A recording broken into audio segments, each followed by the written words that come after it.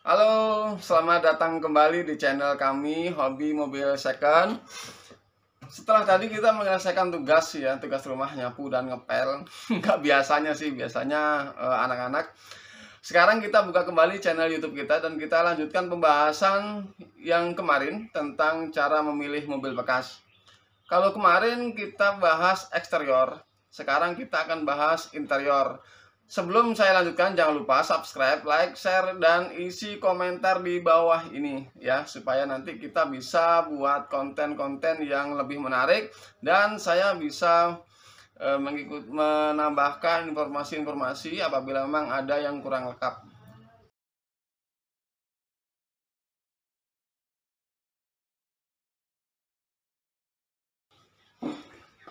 Kita masuk ke mobil untuk melihat interior.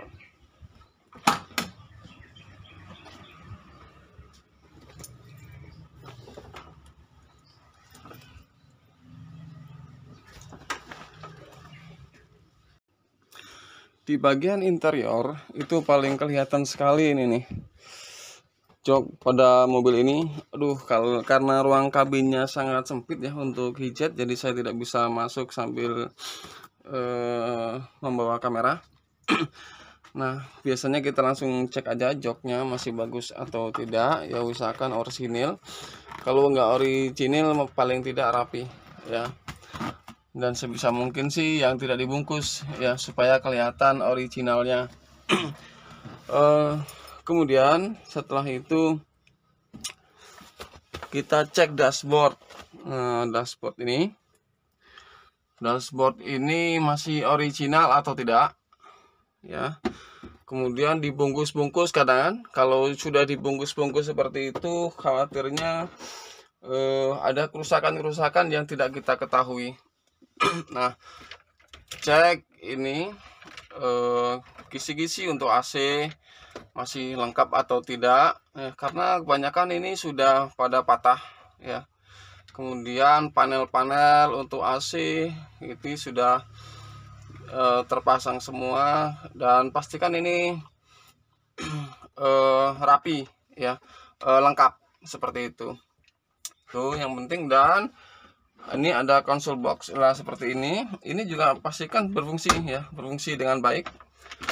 Ini kalau mobil ini sih sudah bisa karaoke ya. Jadi audinya sudah lengkap. Jadi banyak kabel yang sangat mengganggu. Nah, ini masih berfungsi dengan baik. Nah, pastikan ya.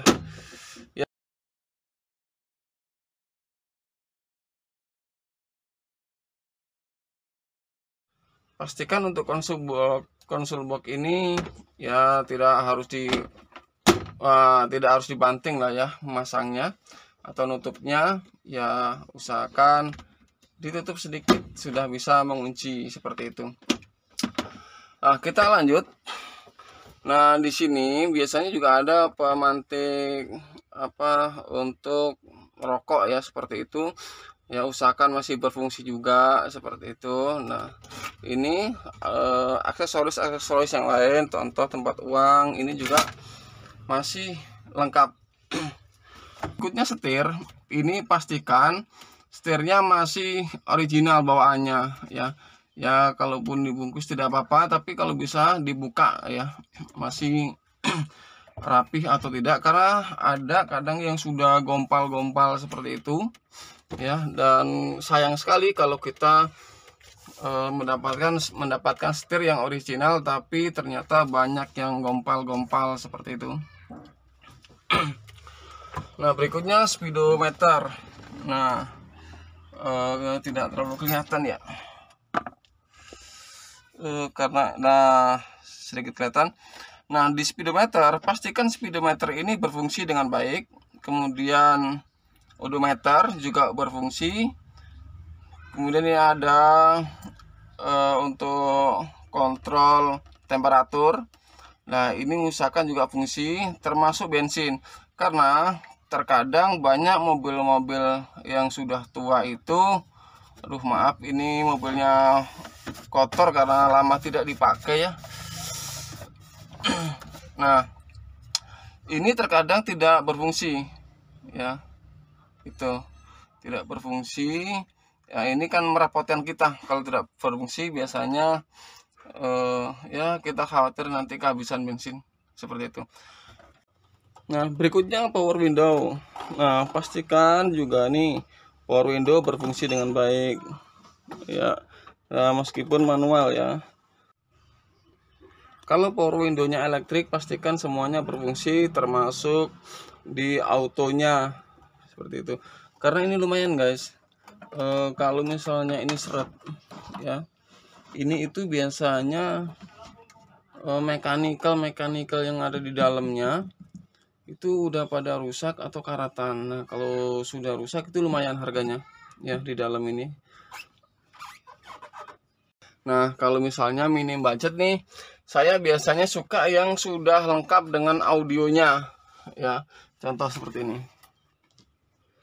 Nah, kenapa? Karena kalau kita bikin audio sendiri ya lumayan budgetnya seperti itu. Dan terkadang kalau memang budget nggak ada, kadang kita kalah dengan kebutuhan yang lain untuk restorasi, untuk perbaiki mesin seperti itu, sehingga tidak kebagian untuk membuat audionya seperti itu.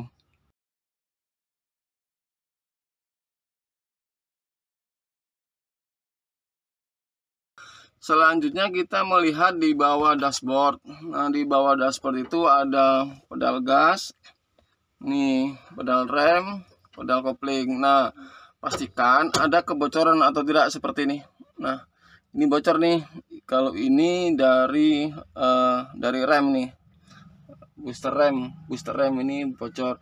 Kadang ada juga kalau yang koplingnya hidrolik, itu hidroliknya dipastikan, master hidroliknya atau master koplingnya dipastikan tidak basah seperti itu.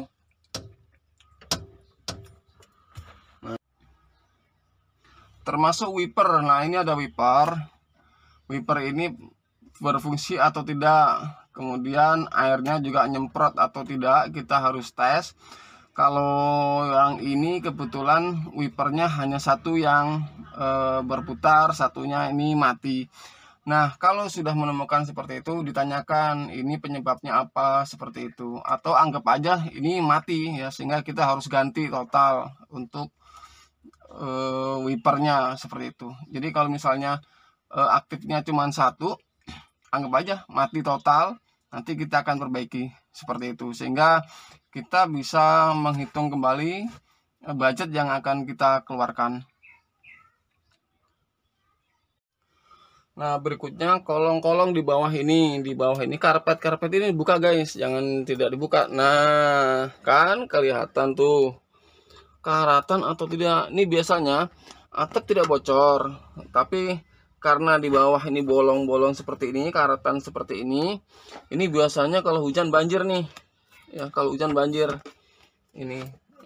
Nah, tidak hanya itu, tapi karat-karat ini tentunya harus kita perbaiki. Nah, kita kan harus bisa menghitung lagi tuh budgetnya berapa untuk perbaiki karat-karat ini seperti itu ya. Memang meskipun kalau misalnya mobil seperti yang punya saya ini sih nggak terlalu urgent ya, tapi kalau mobilnya sedan atau minibus seperti itu, nah itu kan nggak mungkin lah kalau kita kondisinya basah seperti ini. Dan untuk mobil saya ini memang masih banyak PR ya, tapi saya pikir tidak terlalu banyak. Mungkin budget 10 juta sudah cukup untuk merapikan ini. Mesin kita bongkar total, interior kita rapihkan kembali. Tidak banyak sih seperti itu, tapi paling tidak kita tahu dulu berapa budget yang nanti akan kita keluarkan sehingga tidak over limit.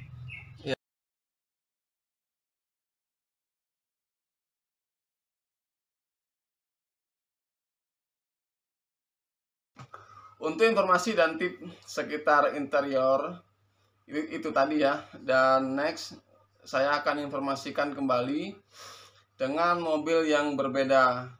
Kebetulan ada yang request untuk mereview mobil yang lain. Nah, nanti akan saya lakukan. Oke, ketemu lagi di video kami berikutnya. Dah.